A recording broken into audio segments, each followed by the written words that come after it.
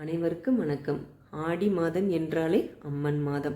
அம்மனுக்கு ஏன் இத்தனை சிறப்புகள் தெரியுமா? பூமாதேவி அம்மனாக அவதரித்த மாதம்தான் ஆடி. பார்வதியின் தவத்தால் பரவசமாகிய சிவபெருமான் ஆடி மாதம் அம்மன் மாதமாக அமையட்டும் என வரமளித்துவிட்டு சக்திக்குள் பார்வதி தேவிக்குள் ஐக்கியமாகி விடுகிறார். எனவே ஆடி மாதத்தில் சிவனுடைய சக்தியும் பார்வதியின் சக்தியும் ஒன்றாக இணைந்து அம்மன் சக்தியாக மட்டும் வெளிப்படுகிறது. ஒவ்வொரு ஆன்மீக செயல்பாடுகளுக்கும் பின்னால் அறிவியல் காரணங்கள் உண்டு. அதேபோல் ஆடி மாதத்திற்கும் அறிவியல் காரணங்கள் உண்டு.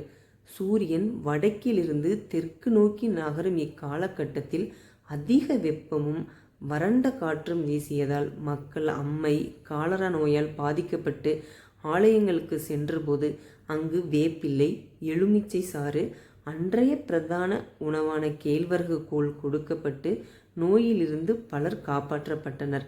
அவர்கள் அம்மையை சரி செய்தது மாரியம்மன் என்றும் காலராவை சரி செய்தது கருமாரி அம்மன் என்றும் மனமகிழ்ந்து திருவிழாக்கள் உற்சவங்கள் நடத்தி அம்மனுக்கு நன்றி தெரிவித்தார்கள்.